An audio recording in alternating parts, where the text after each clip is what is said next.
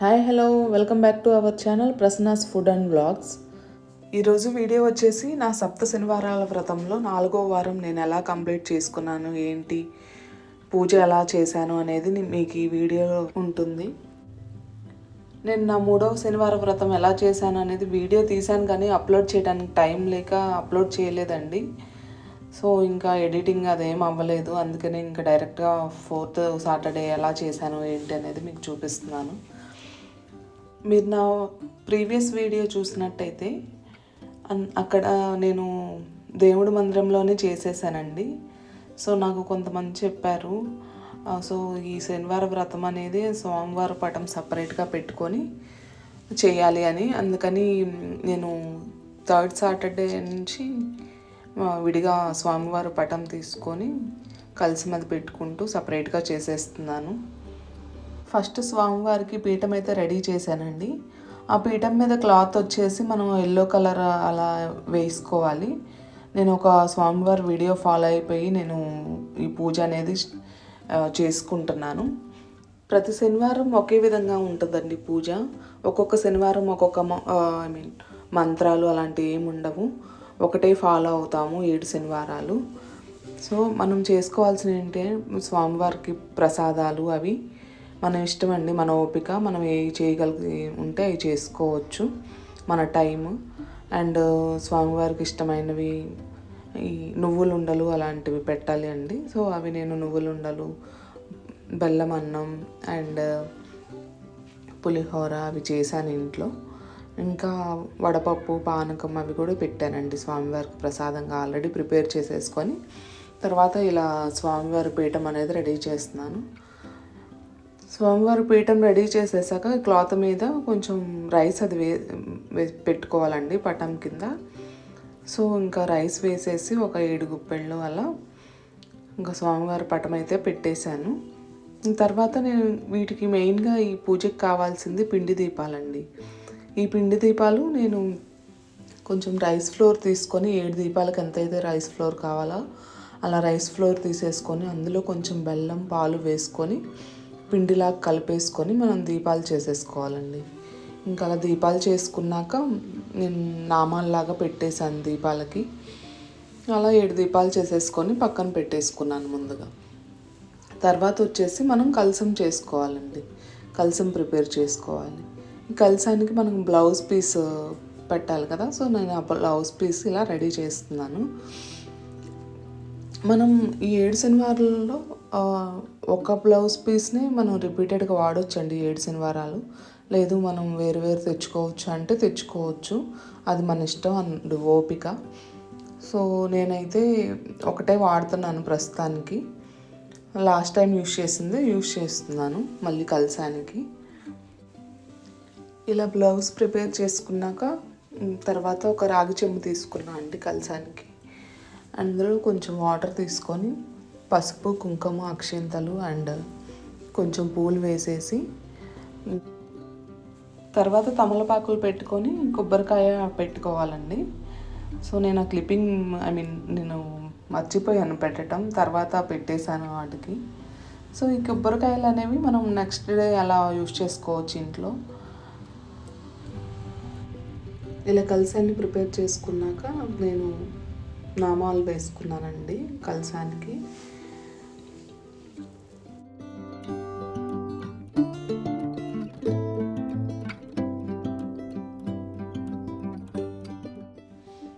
నేను ఒక్కొక్క వారం ఒక్కొక్కటి తెలుసుకుంటూ దాన్ని ఇంప్లిమెంట్ చేస్తూ ఈ పూజ అయితే కంప్లీట్ చేసుకుంటున్నానండి. నాకు అన్నీ కొత్తే. ఏదైనా చేస్తే కానీ అనుభవం రాదు కదండి ఎవరికైనా. అలానే నేను ఒక్కొక్క వారం ఒక్కొక్కటి తెలుసుకుంటూ ఈ పూజ అయితే చేస్తున్నాను. నేను ఏ వీడియో ఫాలో అవుతున్నాను అనేది మీరు నాకు అడగండి, మీకు కావాలంటే కామెంట్స్లో నేను మీకు ప్రొవైడ్ చేస్తాను. ఇంకా ఇలా పువ్వులతో అయితే స్వామివారిని అలంకరణ చేసుకుంటున్నాను నేను. ఇది కొంచెం లెంతీ వీడియో అండి, ఫాలో అవ్వండి. నేను ఫాలో అయిన పూజారి గారు ఏమైతే మంత్రాలు అవన్నీ చదువుతారో అన్నీ నేను ఈ వీడియోలో ఉంచేశాను. సో దట్ ఇంకా వేరే వాళ్ళు ఎవరైనా చేసుకోవాలంటే వాళ్ళకి ఈజీగా ఉంటుంది నేను ఏమేం చేశాను అనేది. ఇది కొంచెం లెంతీగా ఉంటుంది, please watch complete video. Background noises ఉంటాయండి, మా పిల్లలు ఇద్దరు, సో వాళ్ళిద్దరు బ్యాక్గ్రౌండ్లో నాయిస్ ఉంది, so please ignore that. Please continue the video.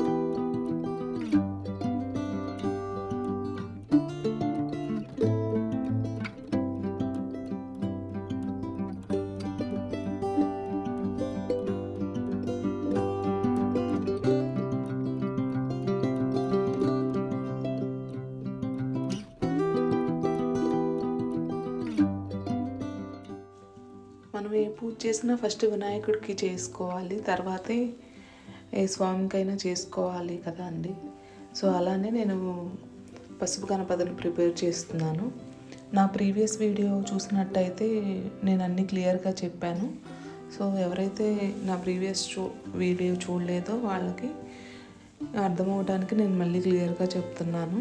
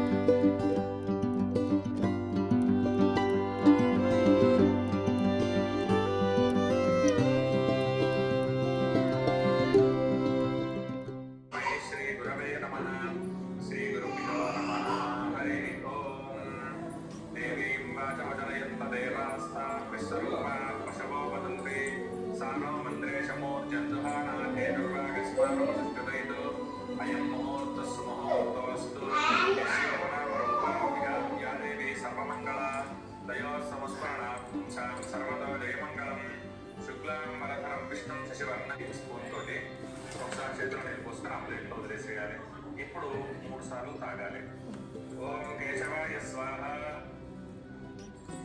ఓం నారాయణాయ స్వాహ, ఓం మాధవాయ స్వాహ. 4వసారి చేతిలో నీళ్ళు పోసుకొని వదిలేసేయాలి. 6వ కూడా ఇదే విధంగా చేయాలి. కేశవాయ నారాయణాయ ఓం స్వాహ, ఓం నమః, ఓం జనః, ఓం తపః, ఓం సత్యం, ఓం తత్సవితుర్వరేణ్యం భర్గో దేవస్య ధీమహి ధియో యో నః ప్రచోదయాత్. ఓం జ్యోతిరసోమృతం బ్రహ్మవస్సువరో. ఇప్పుడు దీపారాధన చేద్దాం. కలియుగే ప్రథమపాదే జంబూద్వీపే భారతవర్షే భరతఖండే మేరోర్ దక్షిణ దిగ్భాగే శ్రీశైలస్య వాయవ్య ప్రదేశే కృష్ణా గోదావరియోర్ మధ్యప్రదేశే సమస్త దేవతా బ్రాహ్మణ హరిహర గురుచరణ సన్నిధో వ్యావహారికచంద్రమాయన. ఇప్పుడు మనం ఏ సంవత్సరంలో అయితే ఏ రోజైతే వ్రతం చేసుకుంటున్నామో ఆ సంవత్సరం అభయ ఆయు ఆరోగ్య ఐశ్వర్య అభివృద్ధ్యర్థం ధర్మ నమస్కారం చేసుకోవాలి.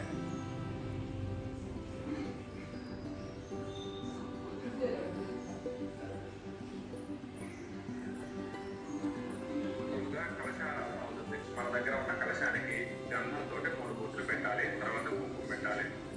కలశం గంధ పుష్పాక్షరైర్ముచ్య కలశస్య ముఖే విష్ణు కంఠేన సమాశ్రితః మూలే తత్ర స్థితో బ్రహ్మ మధ్యే మాతృగణా స్తుతాః ఉక్షౌదసాగరాः సర్వే సప్తద్వీపాः సుందరాः ఋగ్వేద సామవేదో అగ్నికర్మణः అంగైశైతాः సర్వే కలశాంబు సమాశ్రితాः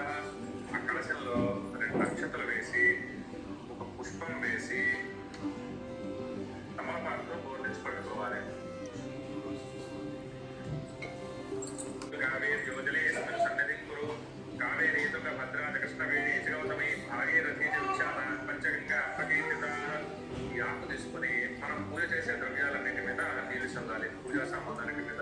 కలశోదకేన పూజా ద్రవ్యాన్ని సంప్రోక్ష్య, తర్వాత దేవుడి మీద చల్లాలి. ముందుగా గణపతి మీద చల్లి దాని తర్వాత కలశం మీద మనం మీద చల్లాలి. దేవం సంప్రోక్ష్య, దాని తర్వాత మన మీద చల్లాలి. పక్కన ఆడవారి మీద చల్లచ్చు, లేదు ఆడవారే చేసుకుంటే వారి మీద చల్లుకోవాలన్నమాట. ఆత్మానంచ సంప్రోక్ష్య, ఇప్పుడు మనం ఇందాక ఆచమనం చేసాం కదండి, నిర్విఘ్నంగా జరగాలి అని చెప్పి ముందుగా విఘ్నేశ్వర పూజ ఉంటుంది. ఇక్కడ కూడా పసుపుతో గణపతిని చేసుకొని విఘ్నేశ్వర పూజ చేసుకుంటాం. ముందుగా నమస్కారం చేసుకోండి విఘ్నేశ్వరుడికి. స్వామి, నేను ఈ 7 శనివారాల వ్రతాన్ని చేస్తున్నాను, ఎటువంటి ఆటంకాలు లేకుండా 7 శనివారాలు కూడా నిర్విఘ్నంగా పూర్తయ్యేటట్టు చేయండి. అలాగనే మేము ఇంట్లో అనుకున్న పనులన్నీ కూడా ఎటువంటి ఆటంకాలు లేకుండా నిర్విఘ్నంగా జరిగేలా చేయండి అని చెప్పి గణపతికి నమస్కారం చేసుకోండి. అక్షతలు తీసుకొని గణపతి దగ్గర 5 సార్లుగా వేయండి. శ్రీ మహాగణాధిపతయే నమః. స్థిరో భవ, వరదో భవ, సుఖో భవ, సుప్రసన్నో భవ, స్థిరాసనం కురు. గణపతి పెట్టండి. తమలపాకు తీసుకొని గణపతి మీద పూర్ణించి పట్టుకోండి. ఓం అసునీతే పునరస్మాచక్షపుర ప్రాణమిహనో దేవోగం జ్యోత్పస్యేమ సూర్యముచ్చరం అమృతం వై ప్రాణాన్ని అవ్యథాస్థానోపక్వయతే. ఆకు తీసేసి అక్షతలు వేయండి. శ్రీ మహాగణాధిపతయే నమః. ధ్యాయామి ధ్యానం. అక్షతలు వేసాక ఒక పుష్పం అక్షతలు పట్టుకోండి. సర్వకార్యేషు సర్వదా అగజానన పద్మార్కం గజానన మహర్నిశం అనేకదంతం భక్తానాం ఏకదంతం ఉపాస్మహే. శ్రీ మహాగణాధిపతయే నమః. ధ్యానం సమర్పయామి. 2 సార్లు అక్షతలు వేయండి. ఆవాహయామి. సువర్ణార్థక సింహాసనార్థం అక్షతాం సమర్పయామి. కలశంలో ఉన్న ఆకుతో కానీ ఉద్ధరణతో కానీ నీళ్లు చూపించి వదిలేయాలి 3 సార్లు. శ్రీ మహాగణాధిపతయే నమః. పాదయోః పాద్యం సమర్పయామి.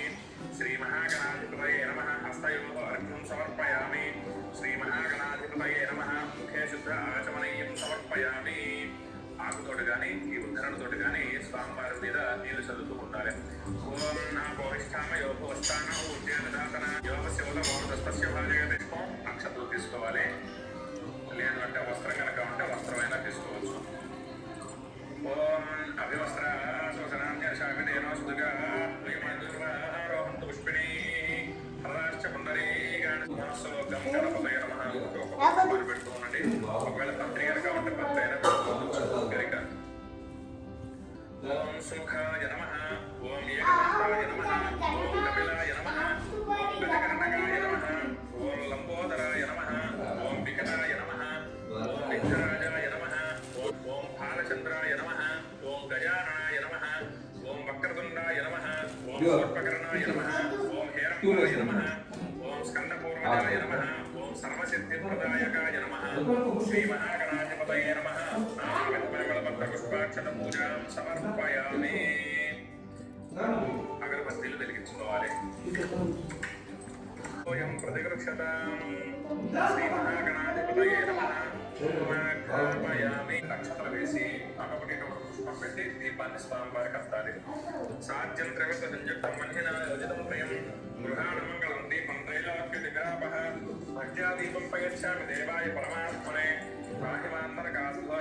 జ్యోతిర్నమోస్తుతే. శ్రీ మహాగణాధిపతయే నమః.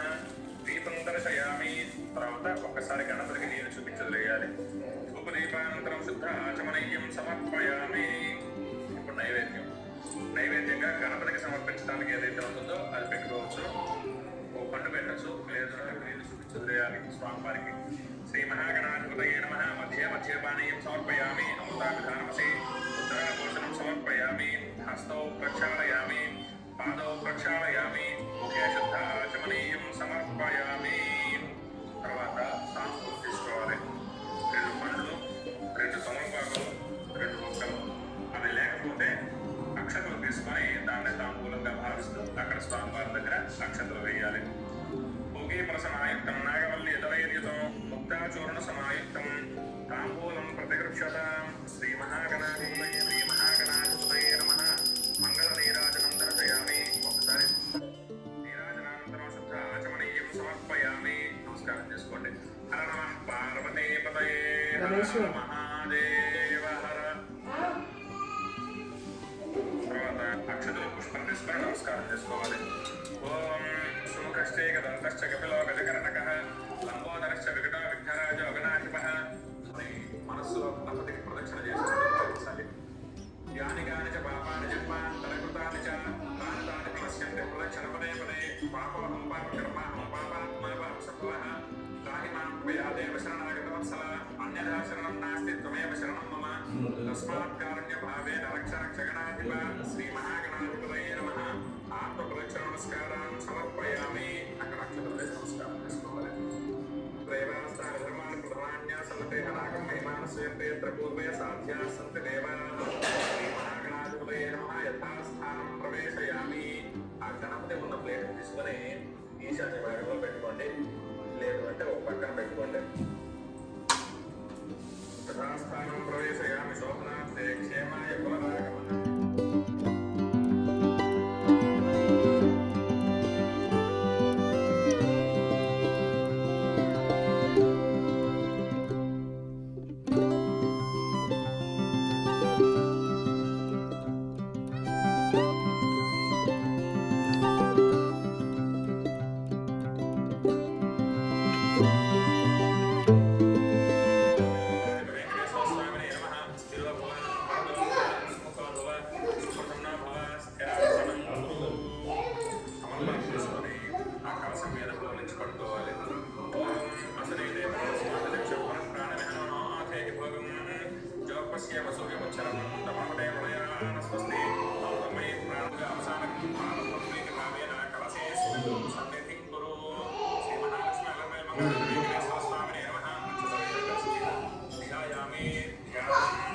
పుష్పం అక్షంలో తీసుకొని వెంకటేశ్వర స్వామికి ధ్యానం చేసుకోవాలి.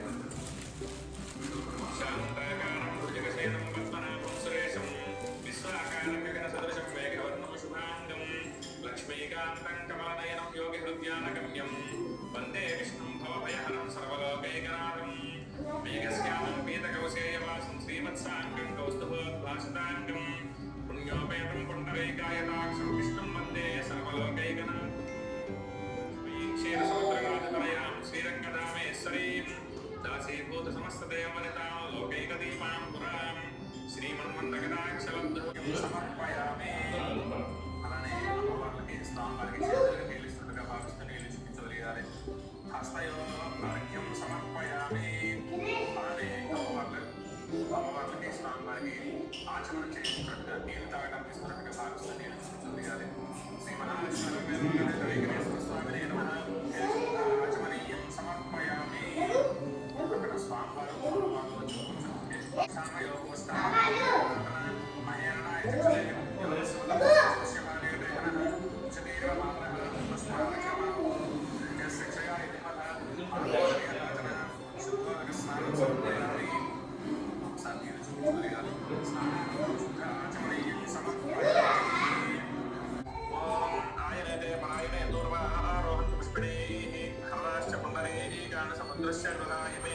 అలంకరణార్థం హరిద్రా కుంకుమం సమర్పయామి. పుష్పై పూజయామి. ఇప్పుడు స్వామివారికి అష్టోత్తరాలతో పూజ ఉంటుంది. ముందుగా అంగ పూజ ఉంటుందన్నమాట. అంటే స్వామివారికి పాదాల దగ్గర నుంచి శిరస్సు వరకు కూడా ఒక్కొక్క అంగానికి ఒక్కొక్క పూజ ఉంటుంది.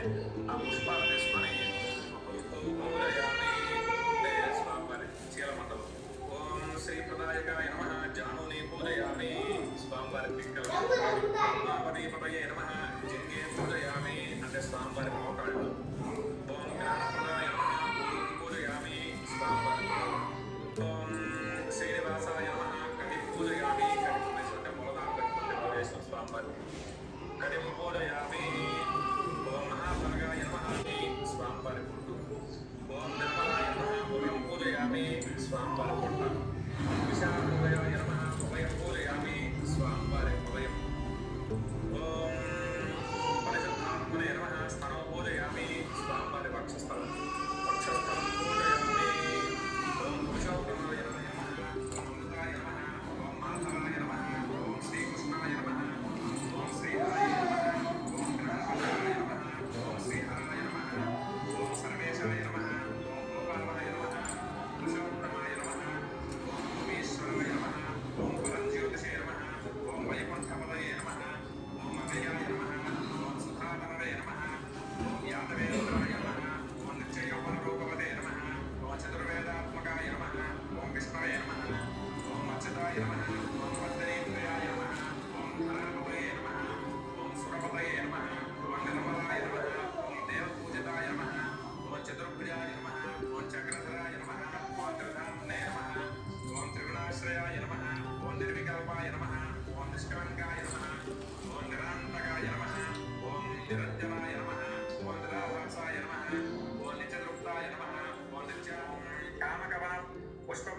नमः ओम कोटिमन्मथरूपिण्यै नमः ओम भानुमण्डलरूपिण्यै नमः नमः ओम रमायै नमः ओम सर्वमानसवासिन्यै नमः ओम सर्वायै नमः ओम विश्वरूपायै नमः ओम दिव्यज्ञायै नमः ओम सर्वमङ्गलरूपिण्यै नमः ओम सर्वानुग्रहप्रदायिन्यै नमः ओम ओंकारस्वरूपिण्यै नमः ओम ब्रह्मज्ञानसम्भूतायै नमः ओम पद्मवत्यै नमः ओम सत्योवेदवत्यै नमः ओम महालक्ष्म्यै नमः हरे मंगलदेवतायै नमः नानाविधपरिमलपत्रपुष्पाक्षरपूजां समर्पयामि।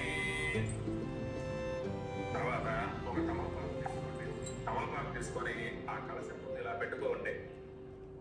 విద్యాయే నమః ఓం సర్వభూతహితప్రదాయే నమః ఓం శ్రద్ధాయే నమః ఓం విభూత్యై నమః ఓం సురభ్యై నమః ఓం పరమాత్మికాయే నమః ఓం వాచ్యై నమః ఓం పద్మవయాయే నమః ఓం పద్మాయే నమః ఓం శుచ్యై నమః ఓం స్వాహాయే నమః ఓం స్వధాయే నమః ఓం సుధాయే నమః ఓం ధన్యాయే నమః ఓం హిరణ్మయే నమః ఓం లక్ష్మీ నమః ఓం నిత్యపుష్టాయే నమః ఓం విభావరయే నమః ఓం ఆదిత్యై నమః ఓం నిత్యై నమః ఓం దీప్తాయే నమః ఓం వసుధాయే నమః ఓం వసుధారణ్యై నమః ఓం కమలాయే నమః ఓం కాంతాయే నమః ఓం కామాక్షై నమః ఓం క్రోధసంభవాయే నమః ఓం అనుగ్రహప్రదాయే నమః ఓం బుద్ధ్యై నమః ఓం అనఘాయే నమః ఓం హరివల్లభాయే నమః ఓం అశోకాయే నమః ఓం అమృతాయే నమః ఓం దీప్తాయే నమః ఓం లోకశోక వినాశన్యై నమః ఓం ధర్మనిలయాయే నమః ఓం కరుణాయే నమః ఓం లోకమాత్రే నమః ఓం పద్మప్రియాయే నమః ఓం పద్మహస్తాయే నమః ఓం పద్మాక్షే నమః ఓం ఇప్పుడు అగరబత్తీలు వెలిగించుకోండి.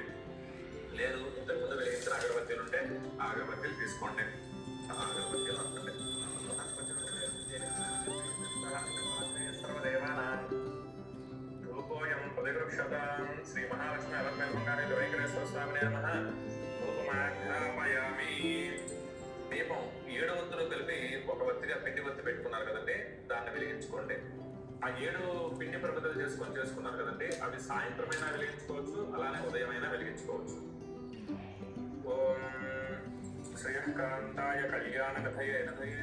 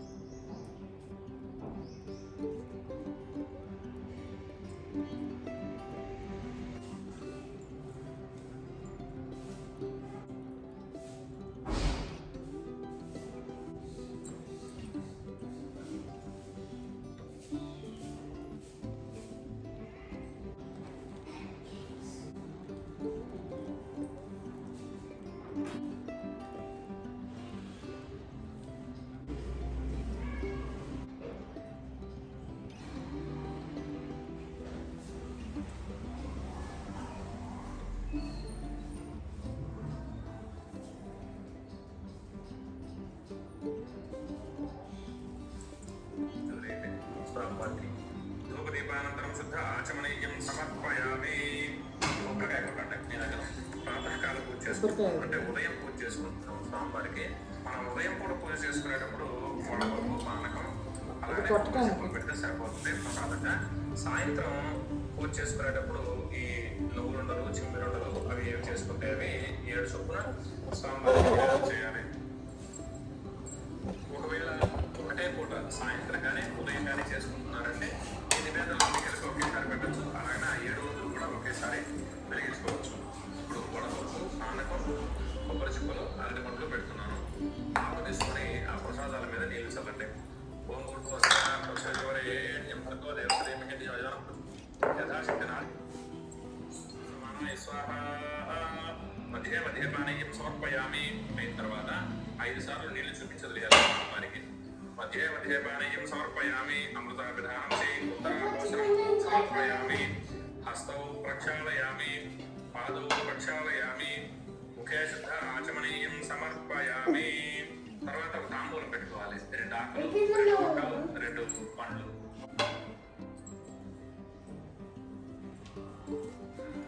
నమస్కారం చేసుకోండి. ఇప్పుడు హారతి వెలిగించుకోవాలి.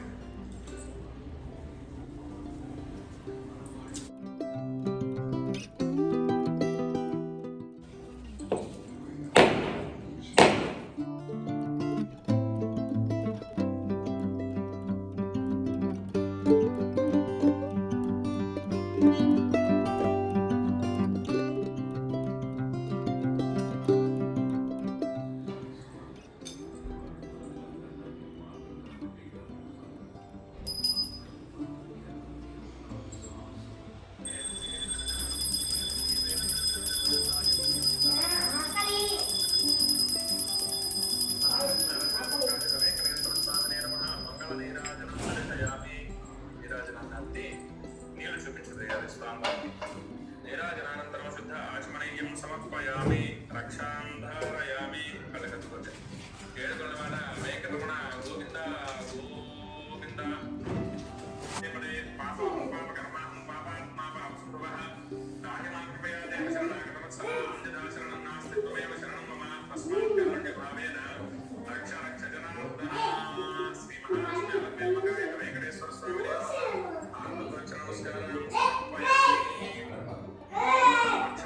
చీపురు పెట్టడం కానీ అక్కడ కూర్చొని ఏమైనా పదార్థాలు తినడం కానీ చేయకుండా కొంచెం భక్తిగా ఉండాలి. అది అయిపోయిన తర్వాత సాయంత్రం విషయానికి వస్తే మళ్ళీ ఇదంతా శుభ్రం చేసుకొని గుడ్డతోటి శుభ్రం చేసుకొని దీపారాధన చేసుకొని కూర్చొని ఆ స్వామివారికి అష్టోత్తరాలు ఉన్నాయి కదండి, ఆ అష్టోత్తరాలు చెప్పుకున్న తర్వాత ఇప్పుడు నేను చెప్పబోయే కథ వినాలి. కథ విన్న తర్వాత ఆ దీపాలు ఉదయం కనుక వెలిగించుకోకపోతే ఇప్పుడు దీపాలు వెలిగించుకోవాలి. దాని తర్వాత ఆ చిమ్మిరుండలు, నువ్వులుండలు ఉంటాయి కదండి, అవి నైవేద్యం పెట్టుకొని హారతి చేసి మంత్రపుష్పం చెప్పేసుకుంటే సరిపోతుంది. దాంతోటి వ్రతం సమాప్తి అయిపోయినట్టు. తర్వాత సాయంకాలం వ్రతం అప్పటికి వ్రతం కదా. ఒకవేళ సాయంకాలం వ్రతం చేసుకోలేని వాళ్ళు సాయంత్రం కుదరదు అనుకున్నప్పుడు ఉదయం పూట ఈ కథ కూడా విని ఆ కథాక్షతలు స్వామివారి దగ్గర వేసి మీ మీద వేసుకుని మనం భారతీయ వేదర్శన సంతతి వారం. అందువలన నవగ్రహాలను అనుసరించి మనకు దినాలు, వారాలు, పక్షాలు వచ్చాయి. ప్రతి గృహలక్ష్మికి అంటే ప్రతి ఆడవాళ్ళకి కూడా 7 వారాల నగలు ఉంటాయి. వారి స్థాయిని బట్టి శరీర ఆరోగ్యానికి తప్పక ధరించాలని మన వేద ఋషులు ఎప్పటి నుంచో చెప్పి ఉన్నారు. అవన్నీ కూడా కార్యక్రమాల్లో కలిసిపోయాయి. ప్రస్తుతానికి మనం ఆ ఆభరణాలు ధరించలేదు.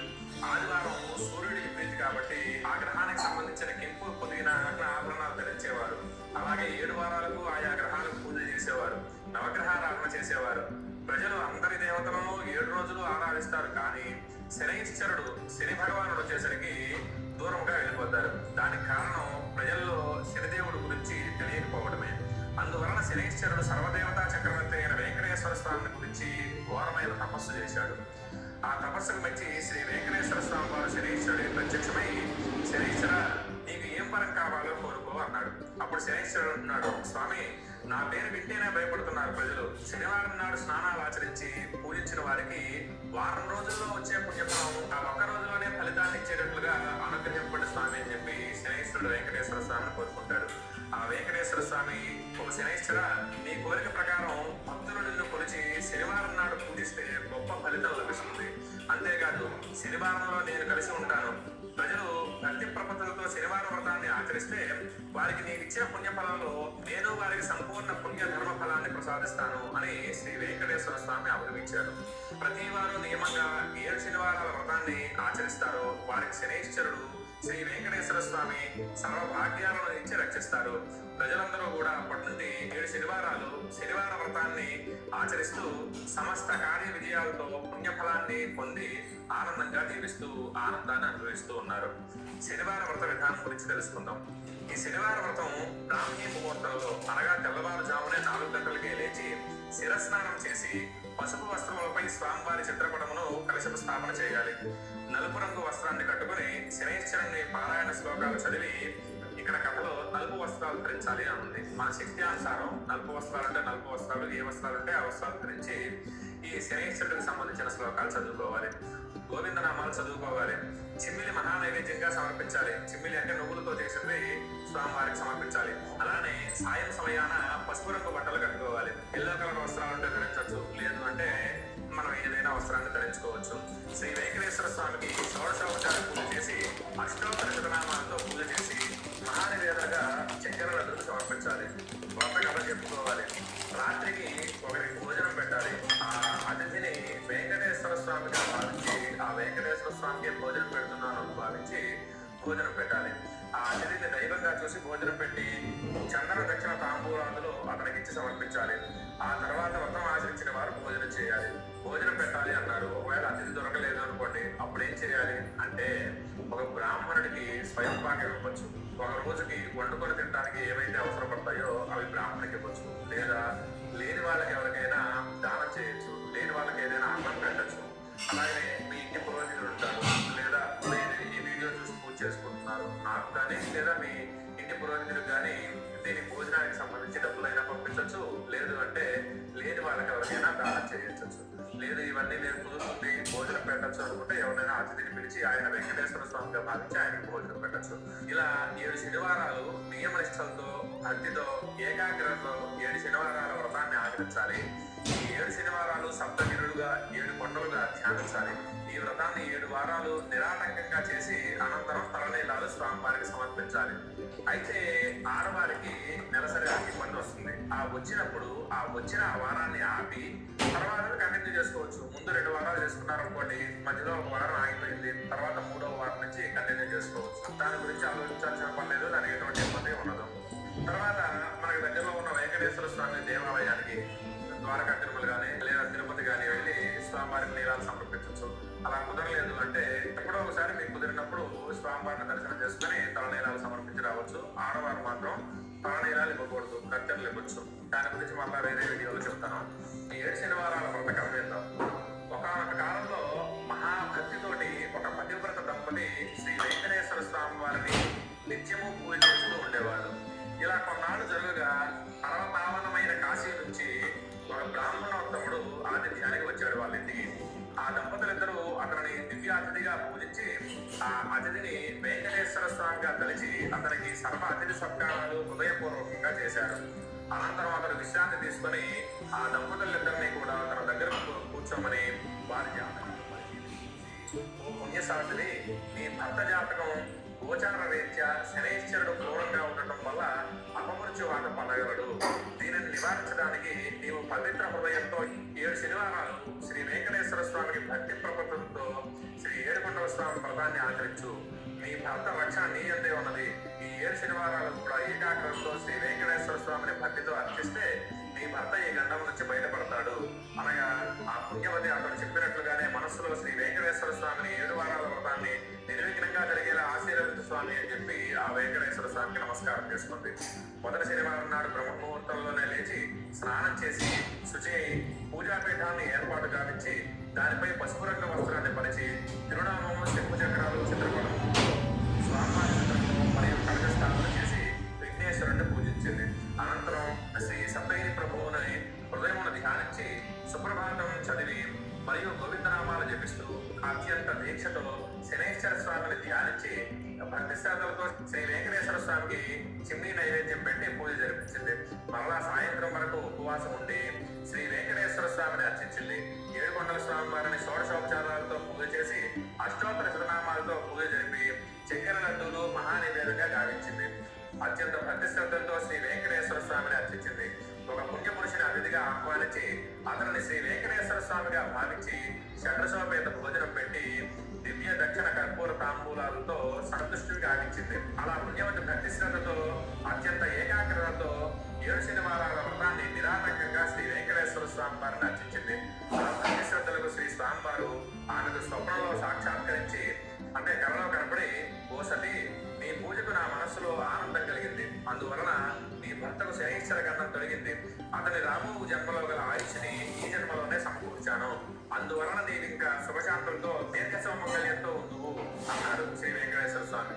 అనంతరం ఆమె ఈ విషయాన్ని భర్తకు చెప్పగా అతడు పట్టలేని ఆనందంతో, ఓ నారీమణి, నీవు నా భాగ్యదేవతవు. మన భారతదేశం సీత, సావిత్రి, అనసూయాది మహాపతివ్రతలతోటే పుణ్యభూమిగా, కర్మభూమిగా, వేదభూమిగా చెప్పబడింది. అనంతరం ఒక శుభ ముహూర్తాన ఆ దంపతులు శ్రీ వెంకటేశ్వర స్వామి దర్శనానికి తిరుపతి వెళ్లారు. అత్యంత భక్తి శ్రద్ధలతో 7 కొండలు కూడా కాలినడకన గోవిందనామాలు జపిస్తూ భూలోక వైకుంఠమైన తిరుమలపై నెలకొన్న శ్రీ వెంకటేశ్వర స్వామిని తనివి తీరా దర్శించి సాష్టాంగ నమస్కారం ఆచరించి ఆ కలియుగ దైవాన్ని మనసారా ప్రార్థించి అతని ప్రసాదాన్ని స్వీకరించి ఇంటికి వచ్చి బంధుమిత్రాలతో అన్న సమర్పణతో ఆనందించారు. ఇలా ఆ దంపతులు పూర్ణ పురుషార్థులతో భూలోకంలో ఎన్నో సత్కార్యాలు ఆచరించారు. అనంతరం వారు వైకుంఠానికి ఎగారు. ఈ వ్రతం కథ విన్నా, చదివినా, ఈ వ్రతాన్ని ఆచరించినా గాని వెంకటేశ్వర స్వామి అనుగ్రహం వల్ల సకల కష్టాలు తొలగిపోయి సర్వ సంపదలు పొంది పిల్లా పాపంతో భోగభాగ్యాలతో ధనధాన్యాలతో సమృద్ధిగా ఉంటారు అని చెప్పి ఈ విధంగా కథలో చెబుతూ ఉన్నది. 7 కొలవాడ వెంకటరమణ గోవింద గోవింద, ఆపద